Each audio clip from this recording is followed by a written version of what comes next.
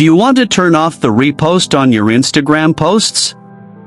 You can disable repost button on Instagram with just a few simple steps. Before we begin, please like this video and subscribe to our channel for more tutorials and tips. I've also included some helpful tools and apps in the description, so be sure to check them out.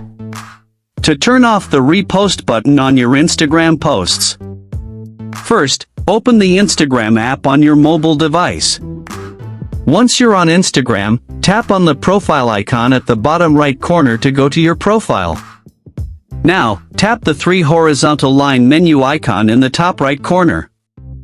Scroll down to the How Others Can Interact With You section and tap on Sharing and Reuse. Under the Allow People to Share Your Content section, find the option labeled Reposts on Posts and Reels. Now, turn off the toggle next to Reposts on Posts and Reels.